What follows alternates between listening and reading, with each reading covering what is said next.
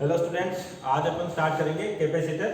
है तो वैसे ये इलेक्ट्रोस्टैटिक्स का ही पार्ट, पर इसमें जो कैलकुलेशन है न्यूमेरिकल्स आते हैं, करंट इलेक्ट्रिसिटी के साथ मिलकर भी आते हैं। ठीक है, तो यहाँ पर डील करेंगे अपन कैपेसिटर्स को ही। और दूसरी सबसे इंपॉर्टेंट चीज भी, आपका कैपेसिटर है क्या और कैसे काम करता है। ठीक, तो आपने देखा होगा आपके जो भी इलेक्ट्रिकल इंस्ट्रूमेंट्स हैं, और जो नॉर्मली बात करें, जो आपको प्रैक्टिकली फिजिबली दिखता भी होगा, जैसे फैन की बात करते हैं। फैन में आपने देखा कंडेंसर जिसको आप बोलते हो, कंडेंसर बोलते हैं, कहीं उसको कैपेसिटर बोलते हैं। वो डिवाइस आपने देखा होगा, वो इस तरीके से उसमें दो प्लेट्स होती है आपके पास ऐसे, और अंदर कुछ भरा होता है इसके अंदर, है ना। तो यही चीज क्या होती है आपके पास, कैपेसिटर कहलाती है या कंडेंसर कहलाती है। तो ये वर्ड कैपेसिटर है क्या और कैसे डील किया जाता है, कैसे डिफाइन किया जाता है, क्या काम आता है इसका, तो सुने। जो आपके पास कैपेसिटर है, बेसिकली ये क्या करता है कि जैसे ही आपने फैन के स्विच को ऑन किया, फैन को रोटेट करने के लिए टॉर्क की रिक्वायरमेंट होती है। जैसा आपने 11th में रोटेशनल मोशन में पढ़ा था। तो जो चार्ज आ रहा है, जैसे करंट इलेक्ट्रिसिटी में क्या कहा था, अगर किसी भी कंडक्टर के पास कोई भी चार्ज आता है, वो कुछ एनर्जी लेके आता है, ठीक, पर वो एनर्जी इतनी सफिशिएंट नहीं होती कि उसको उतना टॉर्क प्रोवाइड कर दे जिससे वो रोटेट करना शुरू कर दे। यानी कि उस इंस्टेंट पर उसको एनर्जी की रिक्वायरमेंट ज्यादा होती है। तो एनर्जी कौन प्रोवाइड करता है, वो कैपेसिटर प्रोवाइड करता है। कौन प्रोवाइड करता है, कैपेसिटर, या जो डिवाइस लगा जिसको आप कंडेंसर बोलते हो, वो प्रोवाइड करता है। ठीक, तो सिंपली बोले कि कैपेसिटर आपका क्या होगा, source of instantaneous energy. Source of instantaneous energy, यानी कि जैसे ही आपको एनर्जी चाहिए, आपको एनर्जी प्रोवाइड कर देगा। ठीक है ना। तो ये इंस्ट्रूमेंट है आपके पास, कि वो कहलाता है कैपेसिटर। ठीक, तो सिंपल बोले कैपेसिटर क्या है, बेसिकली है सोर्स ऑफ एनर्जी। और कौन सी, इंस्टेंटेनियस एनर्जी, यानी कि जैसे आपको एनर्जी की रिक्वायरमेंट हुई, आपको एनर्जी मिल गई। ठीक, तो डेफिनेशन की बात करें कैपेसिटर की, तो आप लिख सकते हो आराम से, capacitor is a source of instantaneous energy. यानी कि इंस्टेंटेनियस एनर्जी का मतलब जैसे ही आपको एनर्जी की रिक्वायरमेंट हुई, आपको एनर्जी मिल गई। ठीक है। अब यहाँ पे जो दूसरी टर्मिनोलॉजी आती है, वो आती है कैपेसिटेंस। क्या आती है, कैपेसिटेंस। ठीक है, ये क्या चीज होती है, यहां से स्टार्ट होता है आपके पास कि कैपेसिटेंस क्या होता है। किसी भी कंडक्टर का या इंस्ट्रूमेंट का, वो कहलाता है capacity to hold charges. Capacity to hold charges, यानी कि चार्ज को होल्ड करने की कैपेसिटी कितनी है किसी भी इंस्ट्रूमेंट की, जब उसके अक्रॉस कुछ पोटेंशियल डिफरेंस अप्लाई किया जाता है। और दूसरी चीज, आपके जितने भी इंस्ट्रूमेंट्स हैं, इलेक्ट्रिकल इंस्ट्रूमेंट्स हैं, लगभग हर एक में कैपेसिटर आपके पास मिलेगा इसे, क्योंकि किसी भी इंस्ट्रूमेंट्स को स्टार्ट होने के लिए या वर्क करने के लिए एनर्जी की रिक्वायरमेंट होती है। तो आपके लगभग हर इंस्ट्रूमेंट में आपको कैपेसिटर मिलेगा। अलग अलग तरह से डिजाइन हो सकती है, पर दिखते एक जैसे ही हैं। ठीक है, तो कैपेसिटेंस क्या होता है, अभी बताया आपको, capacity to hold charge. To hold charge, यानी कि चार्ज को होल्ड करने की capacity when some potential difference is applied. यानी कि किसी भी कंडक्टर या इंस्ट्रूमेंट के अक्रॉस कुछ पोटेंशियल डिफरेंस आप अप्लाई करते हो, उस पोटेंशियल डिफरेंस पर वो आपका इंस्ट्रूमेंट कितना चार्ज होल्ड कर सकता है, वो कहलाती है उसकी कैपेसिटेंस। ये तो होगी इसकी थ्योरेटिकल डेफिनेशन। क्या होगी, capacity to hold charge at a given potential difference. At a given potential difference is called capacitance. ठीक है, ये आपको डेफिनेशन लिखनी है। मैथमेटिकली इसको कैसे लिखा गया है, देखिए, मैथमेटिकली इसकी डेफिनेशन क्या आपके पास डिनोट किया जाता है लेटर सी से, चार्ज या total charge upon potential difference. Total charge upon potential difference. ठीक है क्या, total charge upon potential difference, यानी कि Q बाई V। ये होता है आपके पास mathematical definition of capacitance, total charge upon potential difference. और चार्ज यूनिट क्या होते हैं, कूलाम, और पोटेंशियल की वोल्ट, यानी कि इसकी यूनिट क्या होगी, कूलाम पर वोल्ट, और इसको कहा जाता है 1 फैरेड। इसको क्या कहा जाता है, 1 फैरेड। ठीक है, तो फैरेड होगी आपकी इसकी एसआई यूनिट, किसकी, कैपेसिटेंस की।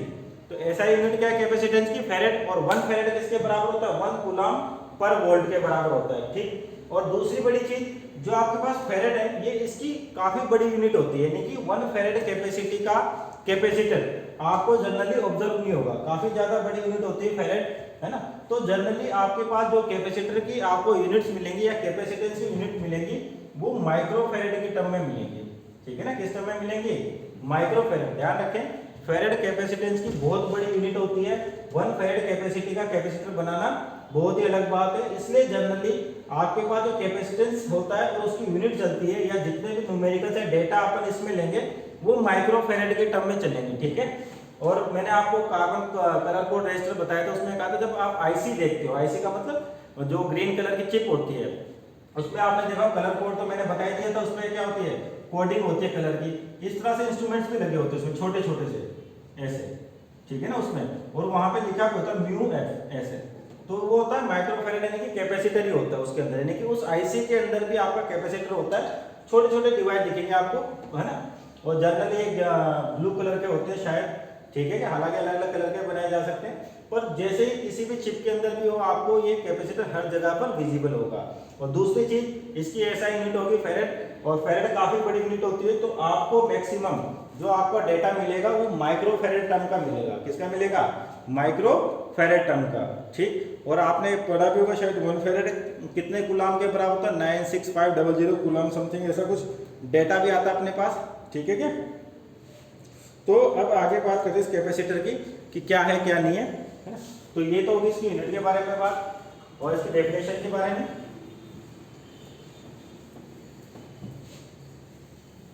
अब देखिए कि capacitance, capacity to hold charge at a given potential. तो मान लीजिए आपको किसी भी इंस्ट्रूमेंट की कैपेसिटेंस बढ़ानी है, किसी भी इंस्ट्रूमेंट की क्या बढ़ानी है, कैपेसिटेंस बढ़ानी है। अगर आप उसके गिवन पोटेंशियल पे उसके चार्ज की वैल्यू बढ़ा दो तो आपका कैपेसिटेंस बढ़ जाएगा। कैसे? एग्जांपल लेते हैं सिंपली कि जैसे आपके पास क्या है, एक मान लीजिए स्फेरिकल कंडक्टर लेते हैं जिसकी वैल्यू और रेडियस, ठीक है। तो देखो कि जैसे किसी भी गिवन पोटेंशियल पे आपको चार्ज होल्डिंग कैपेसिटी बढ़ानी है। आपके पास कोई स्फेरिकल कंडक्टर जिसकी रेडियस कितनी है r, और मान लीजिए चार्ज कितना है q, तो इसका पोटेंशियल क्या होता है kq/r, ठीक है। या ऐसे बोल दीजिए आपने v पोटेंशियल अप्लाई किया रखा है, इस पे चार्ज की वैल्यू कितनी है q, ठीक है। तो इसका जो कैपेसिटेंस होगा वो क्या होगा आपके पास, c बराबर q/v।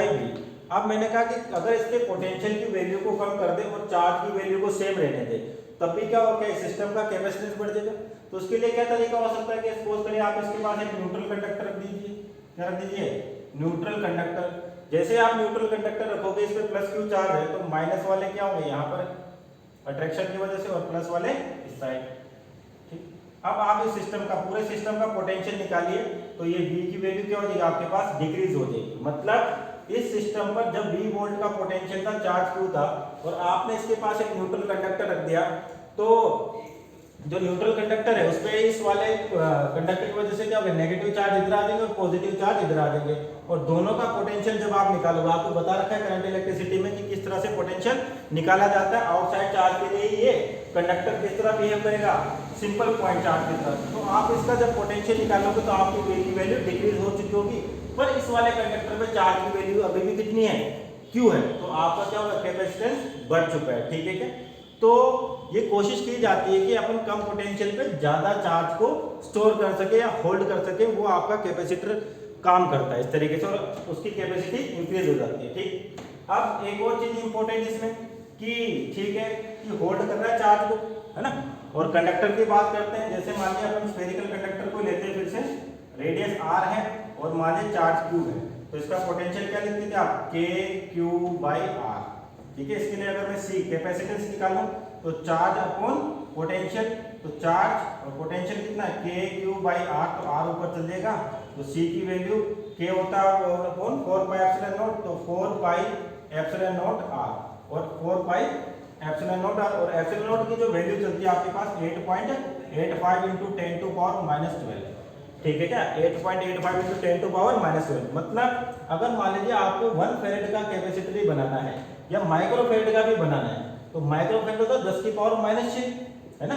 तो आपको अगर इतना भी चाहिए तब भी आपको r की वैल्यू क्या लेनी पड़ेगी, बहुत ज्यादा लेनी पड़ेगी, तब जाके आपको 1 माइक्रो फेरेड का कैपेसिटर मिलेगा। किससे, इस वाले कंडक्टर से, ठीक है। अगर मान लीजिए आप 1 फेरेड का बनाना चाहते हैं तब तो r तो क्या होगा, पॉसिबल ही नहीं हो सकता, r की वैल्यू क्या होगी, बहुत ज्यादा रखनी पड़ेगी। क्यों? क्योंकि जो ε0 है वो 10⁻12 में चल रहा है। अगर आप माइक्रो फेरेड चाहिए तब भी r की जो वैल्यूज होंगी वो 10⁻6 में या 5 में चल रही होंगी। तो ये फिजिकली इस तरह से कंडक्टर का या स्फेरिकल कंडक्टर का, या बोल दीजिए कि ऐसे डिवाइस का आपके पास कैपेसिटर बनाना पॉसिबल नहीं है। दूसरी चीज कि ठीक है अपन मान लीजिए बना भी लेते हैं, पर इसके पास जो एनर्जी होती है, इस चार्ज जो क्यू चार्ज होल्ड किया इसने, तो इस क्यू चार्ज की वजह से क्या होगा, इसमें एनर्जी होगी। उस एनर्जी की वैल्यू अगर आपको ध्यान हो तो kq²/2r होती है, kq²/2r होती है। और ये कहां से कहां तक फैली होती है, r से इनफाइनाइट तक। जो एनर्जी आपके पास है कंडक्टर की वो कहां पर है, r से इनफाइनाइट तक है। मतलब जो एनर्जी है वो क्या बिखरी हुई है, इस तरीके से हर डायरेक्शन में फैली हुई है, ठीक है। तो इसको, इस एनर्जी को अपन कंट्रोल भी नहीं कर सकते। इस एनर्जी को क्या, अपने को सिस्टम की एनर्जी क्या बिखरी हुई है, और अपने को क्या चाहिए, किसी पर्टिकुलर रीजन के अंदर चाहिए, यानी कि जो एनर्जी किसी फिक्स रीजन के अंदर चाहिए। तो आप क्या कर सकते हो, इसके बाहर क्या करते हैं, कैपेसिटर लगा दो।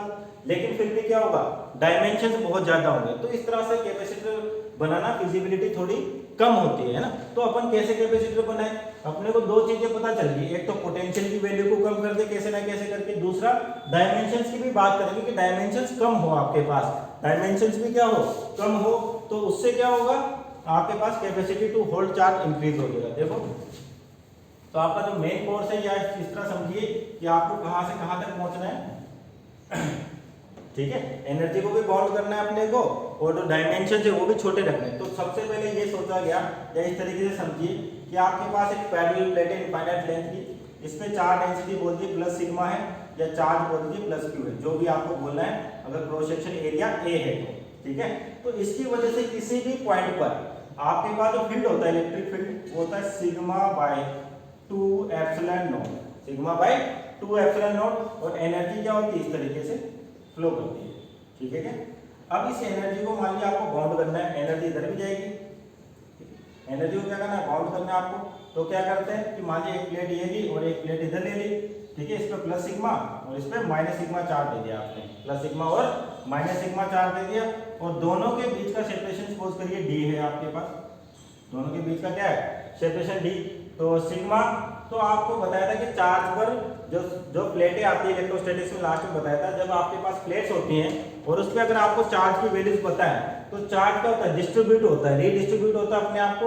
और किस तरीके से होता है कि प्लेट्स के बाहर तो आपको टोटल चार्ज का 1/2 मिलता है। अगर टोटल चार्ज की बात करें, जैसे सिग्मा है और इसके पास चार्ज क्यू है प्लस क्यू, और क्रॉस सेक्शनल एरिया ए है, इसके पास माइनस क्यू और क्रॉस सेक्शनल एरिया ए है, तो टोटल चार्ज कितना होगा, क्यू और माइनस क्यू 0, मींस यहाँ पे भी चार्ज 0 और यहाँ पर भी चार्ज 0। ये इलेक्ट्रोस्टैटिक्स में बताया था कि जब प्लेट्स होती है आपके पास, तो प्लेट्स के आउटसाइड में जो चार्ज होता है वो कितना होता है, टोटल चार्ज का 1/2 होता है। कितना होता है, टोटल चार्ज का 1/2। तो टोटल चार्ज कितना है यहाँ पे 0, तो यानी कि यहाँ पर और यहाँ पर तो क्या हो गया, चार्ज 0 है, मींस यहाँ पर कहीं बाहर भी एनर्जी नहीं है, यानी कि अपनी एनर्जी क्या होगी, इस सिस्टम के अंदर ही बाउंड होगी। तो पहला फायदा अपने को मिल गया कि एनर्जी को बाउंड कर लिया अपन ने, है ना। दूसरा, अगर इस पे क्यू चार्ज है तो इस पे क्या आएगा, प्लस क्यू, और इस पे कितना आ जाएगा, माइनस क्यू। तो जो इलेक्ट्रिक फील्ड होगी इसकी, वो यहाँ से यहाँ इस तरीके से जनरेट होगी। तो फील्ड हो गया आपके पास इस तरीके से। और जो नेट फील्ड निकालोगे आप, वो किसके कारण है, किसी भी पॉइंट पर निकाल लीजिए आप फील्ड। इस वाले पॉइंट की बात करें तो इस वाले पॉइंट पर दो फील्ड होंगी, एक तो प्लस क्यू के कारण होगी, तो पॉजिटिव चार्ज है तो आउटसाइड, और ये माइनस क्यू चार्ज की वजह से इनसाइड, यानी कि दूसरा फील्ड भी किधर आएगा, इधर ही आएगा।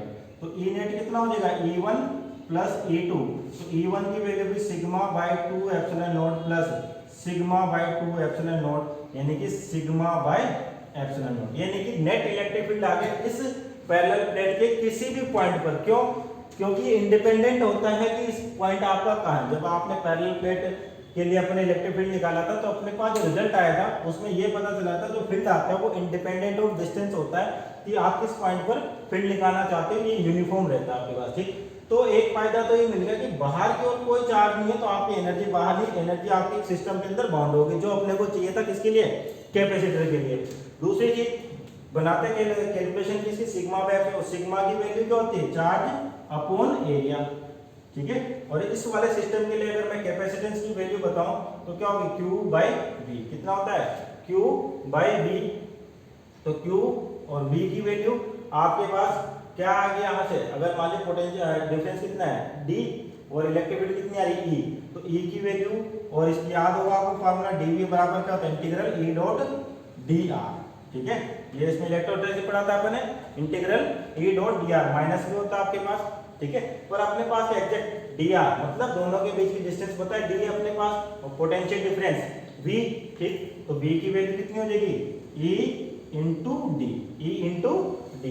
तो यहाँ से V की जगह क्या लिखो आप, E इंटू डी, तो C आ गया आपके पास Q upon E into V की जगह क्या लिख दिया, D, ठीक है। और E की वैल्यू कितनी है आपके पास, Q अपॉन E की वैल्यू है आपके पास A, ठीक है, सॉरी E की वैल्यू आ गई Q अपॉन ए ई नोट, यानी कि ए ई नोट ऊपर जाएगा और D नीचे आएगा, तो कैंसिल आउट। तो C की वैल्यू आ गई आपके पास ए ई नोट बाय डी, यानी कि ये कैपेसिटेंस आया किसका, जब आपने दो पैरेलल प्लेट्स ली, उनके बीच का सेपरेशन D रखा, उनकी charge density plus sigma minus sigma या बोल the charge plus Q minus Q, और क्रॉस सेक्शन एरिया दोनों का सेम है, तो उस केस में आपका जो कैपेसिटेंस आया वो आया ए ई नोट बाय डी, ठीक है। क्या इसमें क्या फायदा मिला अपने को, आपकी एनर्जी को आपने बाउंड कर दिया, आपकी एनर्जी को आपने क्या कर दिया, बाउंड कर दिया, ठीक। अब जितना कम सेपरेशन करोगे, क्या आपके पास एप्सिलॉन नॉट की टर्म उतनी कम होती जाएगी, तो आपका कैपेसिटेंस क्या होगा, माइक्रो की फैरेड की टर्म में आ जाएगा, और ऐसा बनाना फिजिबली पॉसिबल भी हो जाएगा अपने लिए, क्योंकि दो प्लेट्स होती हैं, उनको रख दिया अपन ने, तो उनके बीच की एनर्जी को बाउंड कर दिया, ठीक है। क्या ऐसा अपन स्फेरिकल कंडक्टर में भी करते हैं, पर लास्ट में जाके पढ़ेंगे, उसमें अर्थिंग वगैरह की थोड़ा शेप ज़्यादा होती है, तो उसमें अर्थिंग वगैरह करते हैं अपन। ऐसा नहीं कि अपन वैसे कंडक्टर कैपेसिटर नहीं बना सकते हैं, पर अपन उसको लास्ट में डील करेंगे। आपके कोर्स में यही है, और इसको कहा जाता है parallel plate capacitor, parallel plate capacitor.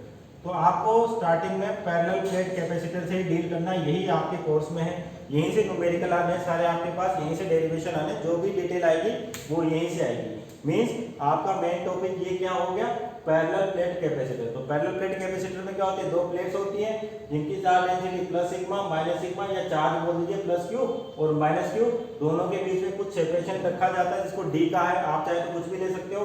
तो इन दोनों की वजह से इसके अंदर जो फील्ड है वो कितना आएगा, सिग्मा बाय एप्सिलॉन नॉट का आएगा, और जो कैपेसिटेंस की मैथमेटिकल डेफिनेशन है उससे अपन इसकी कैपेसिटेंस निकाली, तो कितनी आई, ए ई नोट बाय डी। तो आपको ये फॉर्मूला याद होना चाहिए ए ई नोट बाय डी का, ठीक है। तो यहाँ पे फायदा क्या मिला, अपनी एनर्जी बाउंड हो गई, ठीक। अब देखो आपसे और क्या कैपेसिटर में, ठीक है, इसको डिटेल से लिख देते हैं अपन एक बार, ताकि आपको लिखने में दिक्कत नहीं आए, है ना। तो आपका मेन टॉपिक क्या हो गया, पैरेलल प्लेट कैपेसिटर, ठीक है। इसी को डील करना, पैरेलल प्लेट कैपेसिटर। तो इसमें क्या होती है, दो प्लेट्स होती है आपके पास, क्या लिखोगे यहाँ पे, प्लस सिग्मा माइनस सिग्मा, या चाहे तो प्लस क्यू माइनस क्यू, और क्रॉस सेक्शन एरिया ए, तो इसका भी ए, ठीक है। बीच में फील्ड बनाई जाती है इस तरीके से, ठीक, ई, ठीक है।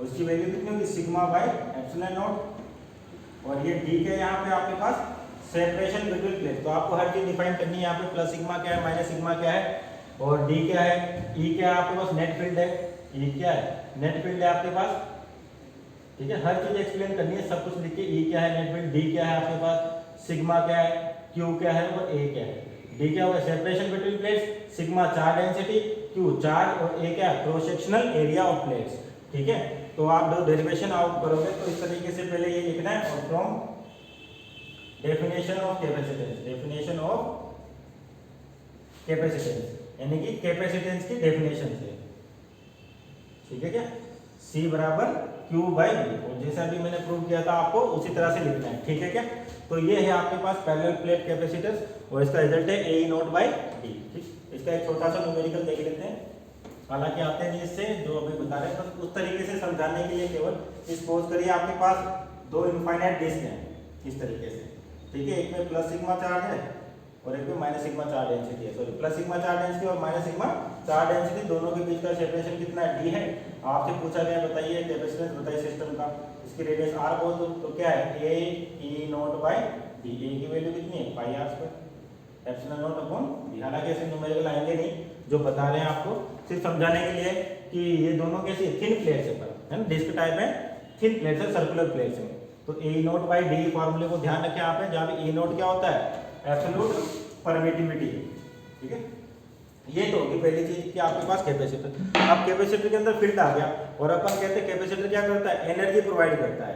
तो ध्यान रखना, जो एनर्जी आपके पास कैपेसिटर में वो किस फॉर्म में होती है, इलेक्ट्रिक फील्ड के फॉर्म में होती है, इलेक्ट्रिक फील्ड, यानी कि capacitor stores energy in form of electric field. ध्यान रखना, फिर बोल रहा हूँ कैपेसिटर किस फॉर्म में एनर्जी को स्टोर करता है, in form of electric field. इसी को यूज करता है कैपेसिटर किसके लिए, जो फंक्शन उसको करना हो या एनर्जी प्रोवाइड करनी है। अब कैपेसिटर की एनर्जी की बात कर ली, तो कैपेसिटर में देखते हैं कि एनर्जी की वैल्यू क्या होती है ना, कैपेसिटर की एनर्जी कितनी होती है, तो energy of parallel plate capacitor. ध्यान रखना आपको पैरेलल प्लेट से डील करना भी, पैरेलल प्लेट कैपेसिटर, ठीक है क्या, पैरेलल प्लेट कैपेसिटर ये हो गया, ठीक है, इंपॉर्टेंट डेरिवेशन है।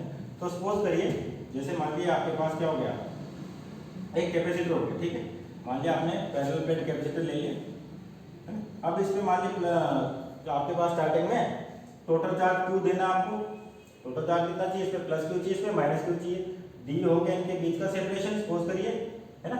अब जैसे ही क्या होगा, किसी भी इंस्टेंट की बात करें अपन कि मान लीजिए किसी भी इंस्टेंट में स्टार्टिंग में एट टी इक्वल टू 0 की बात करते हैं, नो चार्ज, दोनों प्लेट्स पे क्या है, नो चार्ज, कोई चार्ज नहीं है। At T equal to t, किसी भी टाइम टी पर सपोज करिए इस पर आ गया प्लस क्यू चार्ज और इस पर आ गया minus q charge, at T equal to t, तो आपके पास छोटा सा कैपेसिटेंस आ जाएगा डीसी, वो क्या आ जाएगा, क्यू बाई वी, जो भी आपने इसके अक्रॉस पोटेंशियल लगा रखा है with the help of battery, क्योंकि पोटेंशियल तो चेंज होने वाला नहीं है, वो बैटरी इसके अक्रॉस लगेगी, है ना, या जो भी पोटेंशियल डिफरेंस का डिवाइस है आपके पास वो लगेगा, तो V की वैल्यू तो चेंज नहीं होने वाले आपके पास, ठीक है ना। पर क्या होगा, धीरे धीरे जब चार्ज फ्लो करेगा, कैसे फ्लो करता है उसको भी डील करेंगे, पहले एनर्जी की वैल्यू फाइंड आउट कर लेते हैं, और चार्ज एक प्लेट से दूसरी प्लेट पे कैसे जाता है इसको भी देखेंगे।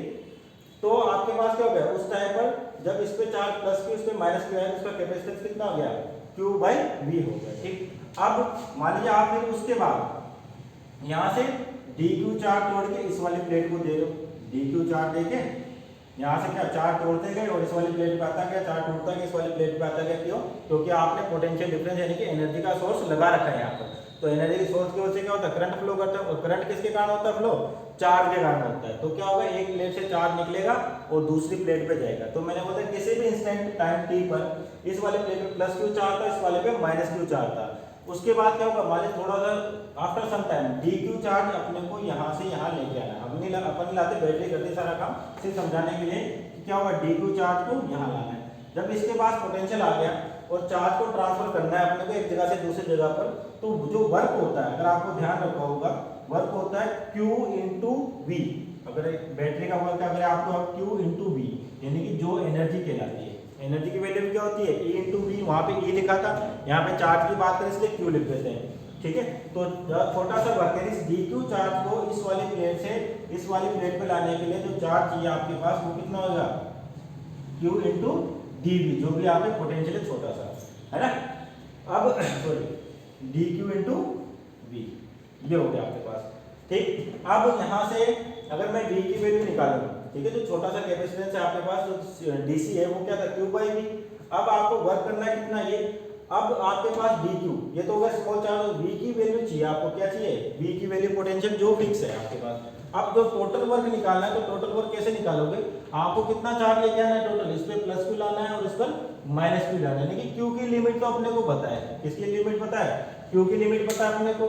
तो जो डी क्यू है आपके पास, उसकी वैल्यू को देखो कि जो आपके पास डी क्यू आया, इसको यहाँ लिख देते हैं, एक बार लैंग्वेज में लिख देते हैं, लेट, है ना, देयर इज लेट कंसिडरिंग, आपको लिखना ज्यादा नहीं, सिंपल बोलिए, considering two parallel plates, two parallel plates having charge densities plus sigma and minus sigma separated by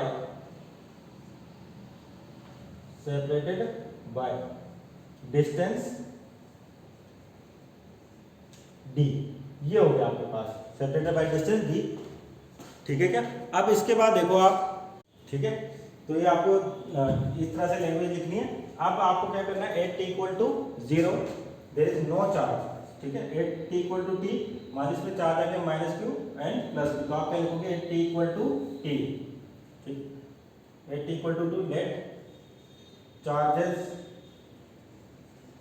on both plates, charges on both plates कितना हो जाएगा minus A plus Q and minus Q. Therefore potential,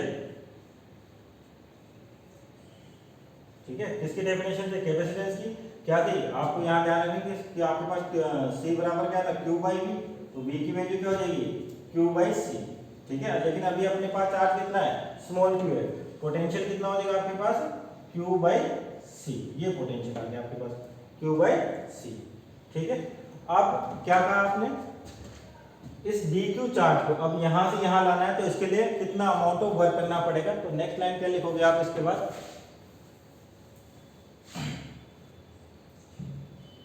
ठीक, यही लिख देते हैं, let in time dt a small charge dq is transferred from one plate to another plate, ठीक है, another plate, ठीक है। ध्यान रखना ट्रांसफर का मतलब अभी बोल रहा हूँ फिर कि यहाँ से यहाँ चार्ज इस तरीके से ट्रांसफर नहीं होता, पूरा प्रोसेस होता है, मैकेनिज्म होता है, उसको सीखेंगे। अभी अपन एनर्जी फाइंड आउट कर रहे हैं, केवल इस तरह समझिए कि कैपेसिटी की एनर्जी फाइंड आउट करनी है आपको, है ना। तो ये चार्ज कैसे ट्रांसफर होता है बाद की बातें हैं, आप बैटरी लगाते हो सोर्स लगाते हो सब चलेगा। मैंने अभी बताया था आपके पास कि कैपेसिटी का क्रॉस जब आप बैटरी लगाते हो पोटेंशियल चेंज नहीं होता जो बैटरी का है, लेकिन अपन किसकी डील कर रहे हैं कैपेसिटर को डील कर रहे हैं। इस बैटरी की वजह से क्या होता है यहाँ पर क्या होता है आपके पास चार्ज ट्रांसफर होता रहता है, तो धीरे धीरे क्या होता है इसका कैपेसिटेंस चेंज होता रहता है, सॉरी इसका पोटेंशियल चेंज होता है। तो वही पोटेंशियल अपन ने यहाँ पे लिखा था। अगर पूरा सर्किट हो गया और आपका कैपेसिटर चार्ज हो गया तो बैटरी का पोटेंशियल जो है उतना ही पोटेंशियल आपको इसके अक्रॉस मिलता है टाइम के साथ, है ना। वो बाद की बातें अपन यहाँ पर एनर्जी कैलकुलेट करते हैं पहले। तो हो गया charge transfer, then amount of work done, amount of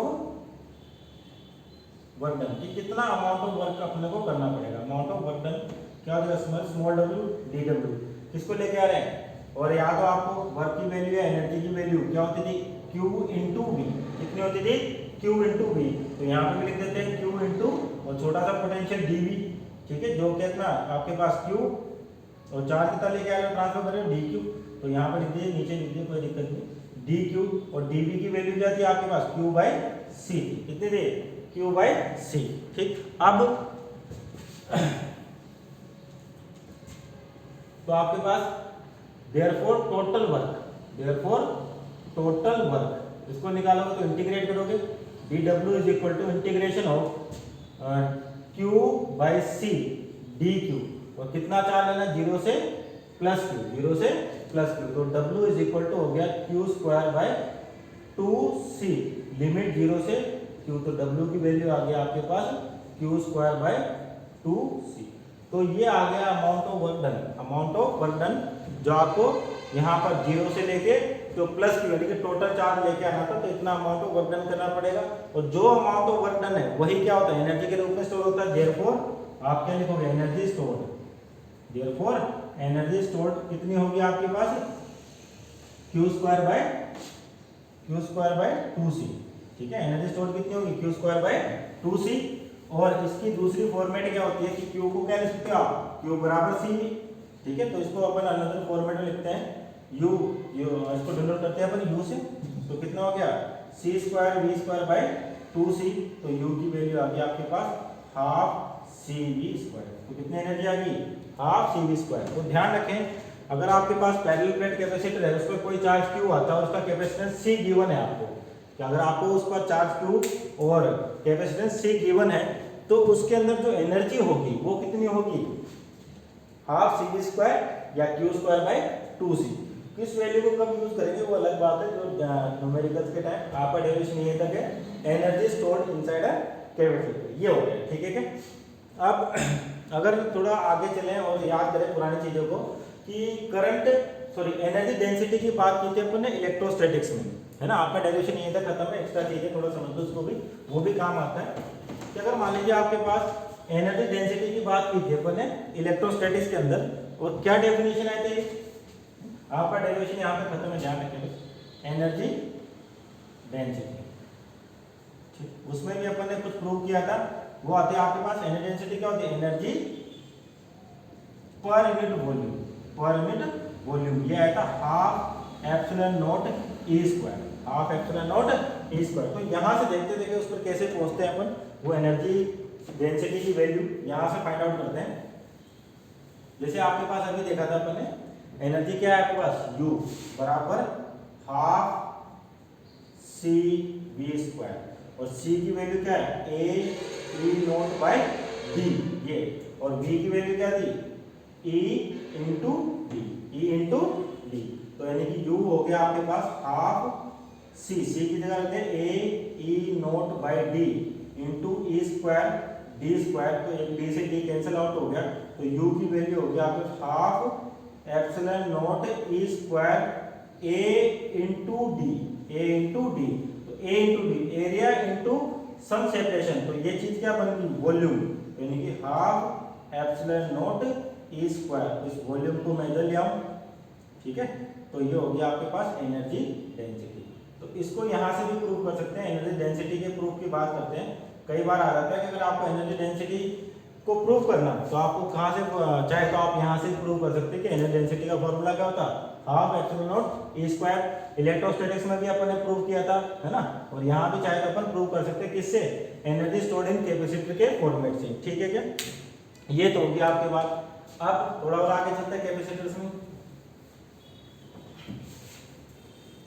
ठीक। आप समझे सर्किट को कि आपका रियल सर्किट क्या होता है और किस तरीके से होता है। सुनो ध्यान से कि जैसे ही मान लीजिए आपके पास एक कैपेसिटर है जिसकी कैपेसिटेंस गिवन है आपको ना, और इसके अक्रॉस मान लीजिए 20 वोल्ट की आपने बैटरी अप्लाई कर दी, ठीक है, 20 वोल्ट की बैटरी अप्लाई कर दी, तो इस पर मैक्सिमम चार्ज कितना, जितना पोटेंशियल इसके अक्रॉस है उतना पोटेंशियल आपको इसके अक्रॉस मिल सकता है, मैक्सिमम उससे ज्यादा नहीं मिल सकता। तो मैक्सिमम चार्ज कितना आ सकता है, एक प्लेट में तो आता है Q बराबर CV, ठीक है, एक पे पॉजिटिव आएगा और एक पर नेगेटिव आएगा माइनस CV। ध्यान रखना, पॉजिटिव प्लेट, जो प्लेट बैटरी के पॉजिटिव टर्मिनल से कनेक्ट होगी उस पर प्लस चार्ज आएगा, जो नेगेटिव टर्मिनल से होगी वो माइनस चार्ज आएगा। तो एक पर कितना आ सकता है, प्लस का CV और एक पर माइनस का CV। अब चार्ज आया मींस चार्ज कहाँ से आता है, करंट के फ्लो की वजह से, यानी कि सर्किट में कहीं ना कहीं तो करंट फ्लो होगा, और करंट का फ्लो होता है जब सर्किट के अंदर रेजिस्टेंस हो, बिना रेजिस्टेंस के आपका करंट फ्लो नहीं होता। ये चीजों को तो अपन ने कहा था कनेक्टिंग वायर्स है, ये क्या कही थी अपन ने, कनेक्टिंग वायर का रेजिस्टेंस क्या मानते हैं अपन, नेग्लिजिबल। तो इस सर्किट में रेजिस्टेंस होना ही चाहिए कहीं ना कहीं। तो रियल सर्किट में क्या होता है, यहाँ पर एक रेजिस्टेंस भी होता है, ठीक है ना। तो यहाँ पर सपोज करिए ये रेजिस्टेंस है और ये आपकी बैटरी होगी, और ये लगा दी यहाँ पर अपन ने इस तरीके, इसका कैपेसिटेंस गिवन है और रेजिस्टेंस R है, और ये 20 वोल्ट की बैटरी है। रियल सर्किट ये है ना। अब वो डायग्राम में क्यों नहीं बनाया जाता उसका रीजन यहाँ समझेंगे। अब सारी चीजें यहाँ क्लियर होगी कि चार्ज ट्रांसफर भी कैसे होता है। जैसे अभी अपन ने न्यूमेरिकल डेरिवेशन किया तो उसमें क्या चार्ज को मैंने यहाँ से यहाँ dq लाने के लिए से समझाया था, लेकिन कभी भी ध्यान रखना कि एक प्लेट से चार्ज दूसरी प्लेट पे जंप नहीं करता, वो केवल क्या होता है, ट्रांसफर होता है। एक प्लेट से चार्ज दूसरी प्लेट पे जंप नहीं करता, वो ट्रांसफर होता है। कैसे ट्रांसफर होगा, यहाँ से चार्ज टूटेगा, यहाँ पे पहुंचेगा, बैटरी उस पर वर्क करेगी और इसको यहाँ पहुंचा देगी, यानी कि चार्ज इस तरह से ट्रांसफर होता है। कभी भी ऐसा नहीं होगा चार्ज यहाँ से जंप करके यहाँ पहुंच गया, चार्ज सर्किट में फ्लो करेगा और दूसरी प्लेट के पास जाएगा। ध्यान रखना इस चीज को। तो यहाँ पे चलते हैं कि कैपेसिटेंस या रेजिस्टेंस R है ना। अब मान लीजिए t बराबर 0 पर, t बराबर 0 पर जैसे आप स्विच को क्लोज करोगे, जैसे आप स्विच को क्या करोगे, क्लोज, इनिशियली प्लेट पे कोई चार्ज नहीं है, तो इसके अपना जो पोटेंशियल ड्रॉप है Q बराबर क्या आपके पास CV, Q बराबर क्या होता है CV, और V बराबर क्या होता है Q/C। तो t बराबर 0 पे जब प्लेट के पास कोई चार्ज नहीं है तो इस कैपेसिटर के अक्रॉस जो पोटेंशियल ड्रॉप होगा वो कितना होगा, 0। इसके अक्रॉस जो पोटेंशियल ड्रॉप है वो कितना हो जाएगा, 0। मींस जो पूरा का पूरा पोटेंशियल है आपके पास वो इसके अक्रॉस ड्रॉप होगा, इस रेजिस्टेंस के अक्रॉस। तो यहाँ से करंट की वैल्यू क्या हो जाएगा, I बराबर V/R। I बराबर क्या हो जाएगा, V/R। दोबारा सुन लो कि सर्किट में आपको जो डायग्राम मिलेंगे कुछ इस तरीके से मिलेंगे, और जितना पोटेंशियल इसका होता है उससे ज्यादा पोटेंशियल कैपेसिटर का नहीं आता। अगर आपको ये पोटेंशियल पता है तो इसका पोटेंशियल पता चल गया, V है तो ये भी V। इसका कैपेसिटेंस आपको पता है C, तो चार्ज कितना होगा मैक्सिमम, Q बराबर CV, और एक प्लेट पे पॉजिटिव प्लस CV, एक पे माइनस CV। पॉजिटिव किस पे आएगा, जो बैटरी के पॉजिटिव टर्मिनल से कनेक्ट होगी और नेगेटिव किस पे आएगा, जो बैटरी के नेगेटिव टर्मिनल से।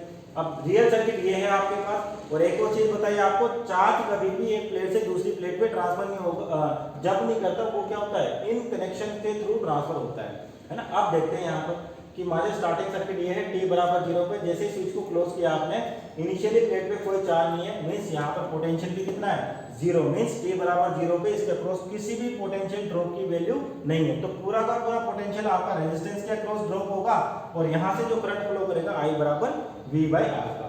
मान लीजिए किसी भी टाइम t बाद इस कैपेसिटर प्लेट के अक्रॉस मान लिया -q चार्ज आ गया और यहाँ पे +q चार्ज आ गया, इसका कैपेसिटेंस C गिवन है C। तो इसके अक्रॉस जो पोटेंशियल आएगा आपके पास V बराबर क्या आ जाएगा, Q बाई C, यानी कि कितना आ गया इस बार इसके अक्रॉस में कितने का पोटेंशियल ड्रॉप हो गया, Q बाई C का, ठीक है ना।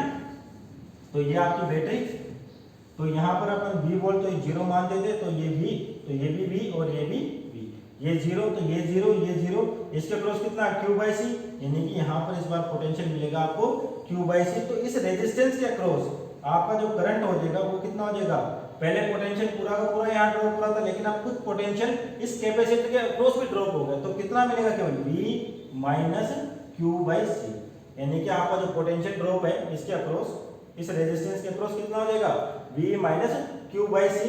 तो करंट की वैल्यू कितनी आ जाएगी, I बराबर V बाई R, तो यानी कि V कितना इस बार, V minus Q by C into R, Q by C into R, यानी कि इसके अक्रॉस करंट की वैल्यू आ गई V minus Q by C into R और इसके अक्रॉस पोटेंशियल ड्रॉप कितना, Q बाई C। अब जैसे जैसे टाइम बढ़ेगा आपके पास, जैसे जैसे टाइम बढ़ेगा आपके पास क्या होगा, चार्ज की वैल्यू बढ़ती जाएगी, किसकी वैल्यू बढ़ती जाएगी, इस चार्ज की वैल्यू बढ़ती जाएगी, एक मैक्सिमम वैल्यू पे पहुंचेगी जो कितनी होती है, C इंटू V के बराबर। यानी कि जैसे जैसे आपका टाइम इंक्रीज होगा, एज t इंक्रीजेस, जैसे जैसे t इंक्रीज होगा आपके पास Q की वैल्यू इंक्रीज होगी और I की वैल्यू क्या हो जाएगी, डिक्रीज होने लगेगी। क्यों, I बराबर क्या, V minus Q by C, जैसे जैसे Q बढ़ेगा ये वैल्यू बढ़ेगी तो I की वैल्यू कम होती रहेगी, ठीक है। अब जब आपके पास इस Q की वैल्यू किसके बराबर होगी, कैपिटल Q के बराबर, यानी पूरा का पूरा चार्ज उसके पास चला गया, तो उसके अक्रॉस जो पोटेंशियल आ गया वो कितना आ गया, Q बाई C का, कितने का आ गया, Q बाई C का। मींस अब आपका जो डायग्राम है वो इस तरीके से दिखेगा, है ना, इसके अक्रॉस 0 V 0 0, यहाँ V और ये V। अब इसके अक्रॉस मानिए कितने का, Q बाई C का, ये बराबर कितना आ गया, Q बाई C, ठीक है। और यही मैक्सिमम पोटेंशियल हो सकता है, यानी पूरा का पूरा जो पोटेंशियल आपके पास ये आ गया Q बाई C यहाँ पर, ठीक है। तो इसके ऊपर जो पोटेंशियल ड्रॉप है वो कितना हो गया, 0 हो जाएगा आपके पास, क्योंकि जितना भी पोटेंशियल इस बैटरी का था उस फॉर्मूले से Q बराबर C से देखे अपन, और V की वैल्यू क्या है, Q बाई C, यानी कि पूरा का पूरा पोटेंशियल किसके अक्रॉस आ गया, इस कैपेसिटर के अक्रॉस आ गया, और इसके अक्रॉस रेजिस्टेंस के अक्रॉस क्या होगी वैल्यू, 0। क्यों 0 होगी, क्योंकि V की वैल्यू कितनी है, सॉरी V डैश की value V minus Q by C, इसकी जगह अगर मैं क्या रखूं, V minus Q by C रख दूं, और Q बाई C की वैल्यू किसके बराबर है, इस पोटेंशियल के बराबर है, तो आपका जो V डैश हो जाएगा वो कितना हो जाएगा, 0। मींस इस रेजिस्टेंस के अक्रॉस जो आपका पोटेंशियल ड्रॉप है वो कितना हो गया, 0, पूरा का पूरा आपको यहाँ पर ड्रॉप मिल गया, और यहाँ पर चार्ज आ गया CV प्लस का, और यहाँ पर आ गया माइनस का CV, मतलब आपका कैपेसिटर पर फुल चार्ज हो चुका है, और इसको बोलते हैं चार्ज कैपेसिटर, यानी फुल चार्ज कैपेसिटर, यानी कि आपका कैपेसिटर चार्ज हो चुका है। अब कैपेसिटर चार्ज हो चुका है तो मतलब अब यहाँ से कोई भी चार्ज बाहर नहीं निकलेगा और ना ही सर्किट में फ्लो करेगा, ना ही इस प्लेट में पहुंचेगा। जब चार्ज फ्लो नहीं करता तो आपके पास करंट की वैल्यू भी क्या हो जाएगी, 0। मींस जब t बराबर t, काफी जो बोलते हैं इनफाइनाइट टाइम बोलते हैं, तो क्या होगा उसके लिए, आपका कैपेसिटर फुल चार्ज हो चुका है, उस टाइम पे सर्किट में कोई करंट नहीं है। क्यों नहीं करंट है, क्योंकि इसके अक्रॉस तो पोटेंशियल ड्रॉप कितना हो गया, 0, यानी कि अब सर्किट में कोई करंट नहीं होगा। मींस आप सर्किट को चाहे तो इस तरीके से ओपन सर्किट की तरह बना सकते हैं, ठीक है ना। क्यों, कैपेसिटर फुल चार्ज हो चुका है, कैपेसिटर से प्लेट से कोई भी चार्ज बाहर नहीं आएगा, कोई भी चार्ज बाहर नहीं आएगा तो सिस्टम में करंट फ्लो नहीं करेगा। तो करंट फ्लो नहीं कब नहीं करता, जब सर्किट क्या होता है, ओपन सर्किट होता है, यानी कि जब आपका कैपेसिटर फुल चार्ज हो चुका है तो आप उसको ओपन सर्किट की तरह ट्रीट कर सकते हो, ये बात की बातें है ना। तो ये चीज समझ आई होगी आपको कि रेजिस्टेंस मींस जब आपका सर्किट में मैक्सिमम चार्ज आ चुका है तो आपके इस रेजिस्टर में कोई करंट नहीं है, यानी कि इसके क्रॉस कोई पोटेंशियल ड्रॉप नहीं है, तो आप क्या करो, सिंपल इसको एक प्लेन वायर से रिप्लेस करके ऐसे बना दो, ठीक है, प्लेन वायर से रिप्लेस करके ऐसे बना दो, क्योंकि कोई ड्रॉप ही नहीं है, जितना ड्रॉप इसके अक्रॉस है उतना ही ड्रॉप इसके अक्रॉस है। तो क्या हो गया, एक प्लेन वायर के केस में ऐसा ही होता है, मींस आपका सर्किट में रेजिस्टेंस अब कोई रोल नहीं रखता। कब? जब आपका कैपेसिटर फुल चार्ज हो चुका हो। कंडीशन है ये, कब नहीं रखता रोल? जब आपका कैपेसिटर फुल चार्ज हो चुका है। और इस कंडीशन को कहते हो आप स्टेडी स्टेट कंडीशन। कौन सी कंडीशन कहते हो? स्टेडी स्टेट कंडीशन, ठीक है, स्टेडी स्टेट। तो स्टेडी स्टेट कंडीशन का मतलब क्या है कि आपका कैपेसिटर फुल चार्ज हो चुका है, सर्किट में रेजिस्टेंस है पर उस रेजिस्टेंस का कोई रोल नहीं है, इसलिए अपन रेजिस्टेंस को एलिमिनेट कर देते हैं। तो आपके दो चीजें पढ़नी है आपको इसमें, एक तो स्टेडी स्टेट कंडीशन पढ़ना है और एक बिफोर स्टेडी स्टेट कंडीशन पढ़ना है। बिफोर स्टेडी स्टेट कंडीशन, ये लेट आएगा आपका टॉपिक है ना, बिफोर स्टेडी स्टेट। ये केवल आपको समझाने के लिए था, कोई एग्जाम में नहीं पूछा जाता कि इस तरह से क्या प्रोसेस हुआ क्या नहीं हुआ, पर आपके लिए समझना जरूरी है जो कंपटीशन देते हैं, क्योंकि आपको बिफोर स्टेडी स्टेट के न्यूमेरिकल्स भी करने होंगे। तो ये चीज कहलाती है आपके पास स्टेडी स्टेट कंडीशन, मतलब कैपेसिटर फुल चार्ज हो चुका है, जितना भी पोटेंशियल आप सर्किट के लोग लगा रहे हो उतना ही पोटेंशियल ड्रॉप आपका किसके अक्रॉस आ चुका है, कैपेसिटर के अक्रॉस आ चुका है। रेजिस्टेंस के अक्रॉस पोटेंशियल ड्रॉप क्या हो गया, जीरो। तो रेजिस्टेंस का सर्किट में कोई रोल नहीं है, इसलिए अपन प्लेन वायर से बनाते हैं और अपने को यही पढ़ना है। यही पढ़ना है मतलब आपका सर्किट कैपेसिटर है, बैटरी है, ओनली, कोई रेजिस्टेंस की बात नहीं होगी। रेजिस्टेंस की बात कब करेंगे, जब अपन ये कंडीशन पढ़ेंगे। तो अभी स्टार्टिंग में आपको यही कंडीशन पढ़नी है, यानी कि आप कौन से डील करोगे, स्टेडी स्टेट कंडीशन, और आपके कोर्स में भी यही है स्टेडी स्टेट कंडीशन। तो होप आपको ये वीडियो समझ आया होगा, नहीं आया तो वीडियो को रिवर्स करके रिवाइंड करके दोबारा देखें, क्योंकि ये चीज़ इंपॉर्टेंट है कि किस तरह से स्टेडी स्टेट अचीव होता है, कि कैसे चार्ज फ्लो करता है। फिर बोल रहा हूँ, समझाते हैं एक बार और कि क्या कंडीशन होती है, एक बार और समझ लो यहाँ पर, है ना, कि जैसे आप t बराबर 0 पर सर्किट को क्लोज करते हो ना, अभी एक ही डायग्राम में देख लेते सारी चीजें। t बराबर 0 पे सर्किट पर क्लोज कर देते, उस टाइम पर इस प्लेट पे कोई चार्ज नहीं है, प्लेट पे कोई चार्ज नहीं है, तो आपका जो पोटेंशियल है किसके अक्रॉस, कैपेसिटर के अक्रॉस। डेफिनेशन से क्या होगा, Q/C ये होता है, जब चार्ज नहीं है तो इसकी वैल्यू क्या होगी, 0। अगर ये 20 वोल्ट की बैटरी है तो आपको बताया था इसको 0 मान लो, तो ये V होगा, ये भी V होगा और ये भी V होगा, ये 0 ये 0। इसके अक्रॉस भी क्या पोटेंशियल ड्रॉप कितना है, 0, तो मींस ये भी 0 है ना। तो कैपेसिटर के अक्रॉस कोई पोटेंशियल ड्रॉप नहीं है, पूरा का पूरा पोटेंशियल ड्रॉप आपको इस रेजिस्टेंस के अक्रॉस मिलता है और करंट की वैल्यू आती है I बराबर V/R। जैसे जैसे टाइम निकलता है t होता है, इस पे मान लिया मैंने कह दिया +Q चार्ज आ गया, इस पर कितना गया -Q, तो इसके अक्रॉस जो पोटेंशियल होगा वो क्या होगा, Q/C। कितना हो जाएगा, Q/C।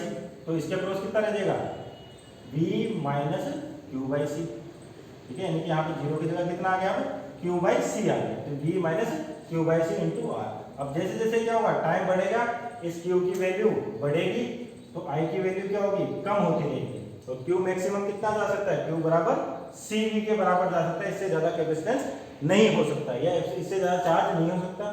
तो Q बराबर कितना आ गया, CV, तो V की वैल्यू कितनी आ गई, Q/C।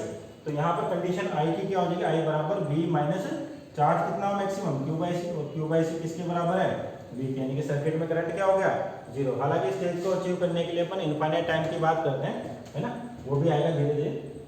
तो ये है, यानी कि जब आपका कैपेसिटर फुल चार्ज हो चुका है तो आप क्या कह सकते हो कि सर्किट में कोई चार्ज फ्लो नहीं कर रहा, सर्किट में कोई चार्ज फ्लो नहीं कर रहा, उस टाइम पे इस रेजिस्टेंस के अक्रॉस कोई भी पोटेंशियल ड्रॉप नहीं है, मींस आप इस रेजिस्टेंस को सिंपल एक प्लेन वायर से रिप्लेस कर सकते हो, क्योंकि यहाँ पर कितना आ गया, Q/C की जगह कैपिटल Q/C, कैपिटल Q/C किसके बराबर, V के बराबर, तो ये भी V और ये भी V, तो यानी कि इसके अक्रॉस कोई करंट नहीं है, मतलब ये क्या हो गया, प्लेन वायर हो गया। तो सर्किट में रेजिस्टेंस का कोई रोल नहीं है, इसलिए अपन रेजिस्टेंस नहीं बनाते।